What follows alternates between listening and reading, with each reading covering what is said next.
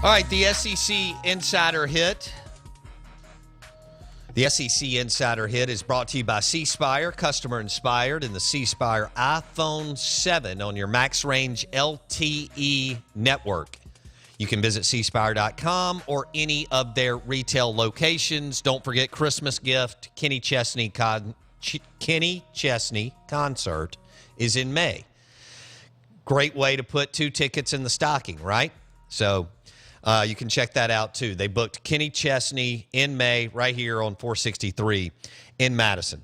All right, we'll go to the New Belgium Fat Tower Hotline, and we welcome in Steve Robertson, Scout.com, GenesPage.com, MSU Insider. Steve, good morning. Welcome in. Good morning, Bo. How are you? Man, I'm doing well. We threw this out earlier, and you can shoot holes in this, but I asked the question, should Peter Sirmon be retained? And I said yes for a couple reasons. One, that position, defensive coordinator, has been a revolving door.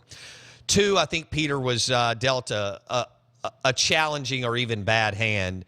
And 3, he actually recruits. And some of the assistants on the staff, especially the 3 on the offensive side, you don't have to comment on that, do not recruit. So what are your thoughts, even though they could get really lit up this weekend and next? And I don't know how much stats mean this day and age, the way the game is played.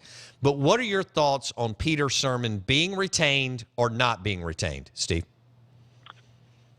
Well, in my mind, there's no question you bring him back. And I understand there's some fans out there that, you see some of these results and you think, you've got to make a change. But for many of the reasons that you mentioned, Bo, there has to be some continuity on staff. And if you look at the offensive side of things, and I actually wrote an article about this here a couple weeks ago, is if you look at what Dan Mullen's done offensively, even pre-Dak and post-Dak, they found a way to move the chains and score some points. And one of the main reasons for that to happen is you've got, some guys that have been here for the duration of the Mullen era, being John Hevesy and Scott Salek and Greg Knox. And then you bring in Billy Gonzalez as a guy that's worked for several years with most of those coaches. And so you've had a lot of continuity. And so there's a real understanding of how everything operates on that side of the football.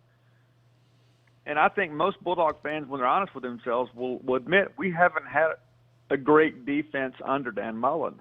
You've had a good defense at times, but you've never had that great dominant defense that ranked high statistically, nationally, or you just had this confidence like in the late 90s. I mean, it was more fun to watch Joe Lee Dunn's defense play than the offense. I mean, you Sure. look forward to that. And so there has to be some continuity. And as you mentioned, Peter comes in and he's working with 3 coaches he's never even met before. He's a first-time coordinator working with guys who have no idea of how this personnel is. They have no idea what the Dan Mullen experience is like. And I just feel like the best thing to do is just to kind of ride it out, get it in the next year, give him an opportunity to kind of right the wrongs. And we've seen some flashes. He just hadn't had a lot of consistency, and there's been a lot of injuries in the secondary. I mean, that's one of the things you look at. You lose your starting 2 corners.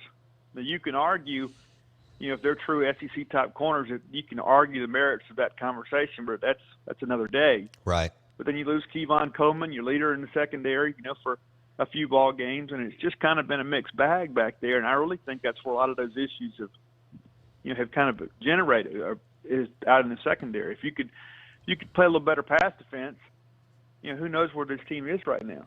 Well, and Steve Robertson, Hail State Insider on the New Belgium Fat Tower Hotline, GenesPage.com, part of the Scout Network. He's talking MSU and their defense, and it's been a rocky road for Peter Sirmon. But, Steve, I look at this team. He gave the offense and the team every opportunity to win against South Alabama and BYU.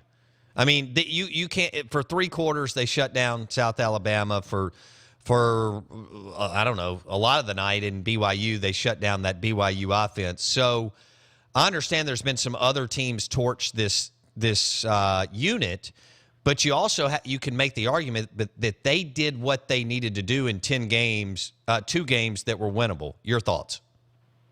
Yeah, I agree. I mean, and Mississippi State should already be bowl eligible. Sure. I mean, I think you lose 3 games on the last play of the game, it almost becomes a self-fulfilling prophecy. And that's why I think it was so big for them to kind of close out the A&M game the way they did, and even the Samford game for that matter. Is you make the big defensive play to end the ball game. And I think that'll pay some dividends down the road.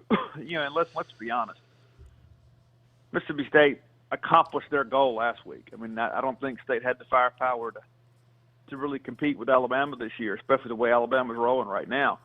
But you get out of there without any major injuries, and you put yourself in a position to control your own destiny and win these last two ball games and extend the bowl streak. And I really think, honestly, and you can make the comment that it shouldn't be that way in year 8, but you're at the end of a talent cycle, going up against what's possibly the best Alabama team in our lifetimes. And I just don't think they had what it took to compete last weekend, and it showed. And so I don't know if you can judge Peter Sirmon and that defense too harshly on what happened last week.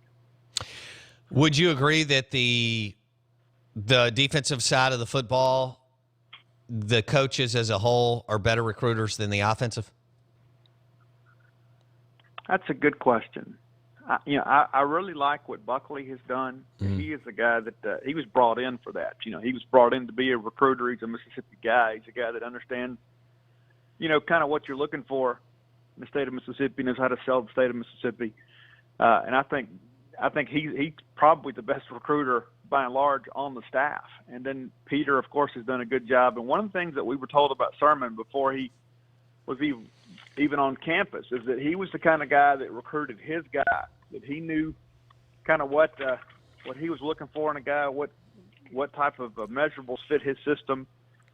And so Caleb Oliver, Landon Guidry, those guys are big-time guys from his territory that maybe don't have a lot of those Power 5 type offers. But those are guys that he targeted and went and got. And so that's kind of the script that we were told that he would follow out of SC, and that he would find these kind of guys that were maybe a little bit under-recruited, but their trajectory was really more towards pro football. And so I'm hopeful that's the case there. But I think that's a pretty good point you make there, is that by and large the guys on the defensive side of the football, they're mentioned a lot in recruiting interviews. Brian Baker's a guy that has been away from the college game for the better part of 2 decades, but yet anytime that you talk about defensive linemen, they all talk about what a great rapport they have with Coach Bake. And so I think that in and of itself is another positive for the defensive staff, is that they're out there beating the bushes and finding players and selling Mississippi State. He is Steve Robertson, MSU insider, on the New Belgium Fat Tire Hotline, and he was talking Peter Sirmon and whether or not he should be retained. Steve agrees with me. I think that Sirmon was dealt – this is not Steve's words. I think Sirmon was dealt a bad hand. I think he needs another year. You need some continuity, and he can recruit. So you wrap all that up, and even though there's a good chance that they're going to give up a lot of points and yards this weekend and next. But then again, MSU could move the football this weekend and next too on the offensive side. Steve, let's talk. I got to hit 2 things in 4 minutes. Willie Gay and Barney Farah. Willie Gay, linebacker out of Starkville, who's played all over the field this year. He was committed to Ole Miss, decommitted. It looks like a MSU, Michigan, Ole Miss, maybe another SEC team battle. I don't know if Brewster and Florida State or Auburn's in it. What is the latest on the Willie Gay recruitment out of Starkville? Well, the latest we hear is that publicly Michigan's the number 1, but what you hear privately is that Mississippi State is the number 1. And I think there's a lot of confidence right now among not just people around Starkville, but just people in general that are following us pretty closely, that the Bulldogs are in a good position with Willie. And I can't say that we're totally surprised with that. I think the only surprise in his recruitment is the fact that he committed to Ole Miss. I think when it's all said and done, that because of State's ability to produce linebackers and get linebackers to the NFL, and Ole Miss's inability to follow that suit, I think that'll be a big factor in things. All right, so Willie Gay, is he an early dude, and he needs to commit he needs to decide by like December 15th or something like that, Steve? No, he's a February guy. He'll be a spring graduate. Oh, he's a spring, so he doesn't, wherever he goes, he doesn't start like on January 10th? Okay. All right. Like C.J. Avery and Cam Akers will, but Willie will be He'll still be in high school. Okay, he'll still be in high school. All right, I've got a couple of minutes here. I don't even know if I'm saying this right. If it's Barney Farrar or Barney Farrar, he's an assistant coach at Ole Miss. You've been the only one that's had any kind of accurate or good information on the NCAA investigation. It drives Ole Miss fans that I have to go to you, but I don't have anybody else to go to at the Clarion Ledger out of Oxford. So what do you make of Barney Farrar being suspended? He's an administrative assistant, yet he's one of the recruiters through a special exemption. Your thoughts?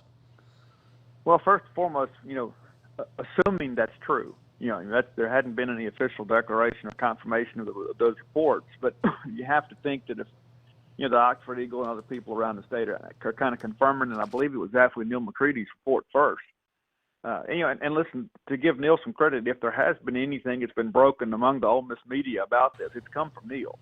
And so there are a lot of people that are kind of confirming that report. But I would say it's absolutely significant. And one of the questions that I would have, too, is if this is all related to Tunsil, then why wouldn't Johnny Miller be on administrative leave as well? Because his name's prominently mentioned in those same messages. And the information that we've had and have had for probably a few weeks now is that there was some specific information that has been turned up in those immunity interviews, and that some of that kind of involves Barney. So we'll see how it goes from there. And we'll see, now that Ole Miss has an opportunity to sit down with NCAA investigators with some of the principals in those interviews across the table and kind of vet some of these things out and determine if there really are some other allegations that will be added to that addendum to the notice of allegations. Okay, yeah, that's a better way to put it. According to the Clarion Ledger and Oxford Eagle, I guess I should say, the rumors broke and alleged that Barney Farrar has been put on administrative leave. Do I still have 60 seconds, Jackson? Okay. Well, how do you feel about the game this weekend, Steve? Arkansas and Mississippi State. Do you think it's going to be a track meet? I kind of get the sense that it will be. Yeah, I think the next 2 weeks could be whoever makes the big mistake first. Offensively, whoever turns the ball over and gets that big momentum play like State had with A&M. You go out there and you get a stop and you get that long Nick Fitzgerald run. State needs that to happen in both ball games. But first and foremost, they got to go out there and beat Arkansas. I think Arkansas is really going to struggle to stop the Fitzgerald running game. And like you say, if State doesn't fix that leaky secondary overnight, it's going to be one of those games. Could be a lot like last year. And before I go, I just want to say, too, I don't know if we can give the Clarion Ledger credit for anything, for writing articles about other people's stuff. And sure. That's one of the things in this state that's been a shame, is that the state's largest newspaper, they want to kind of stick their chest out there when they get something right. But when something big happens, they're kind of nowhere to be found. No, I agree. They failed the state of Mississippi from DeSoto County down to Hancock. Steve, I appreciate your time today. Thank you, man.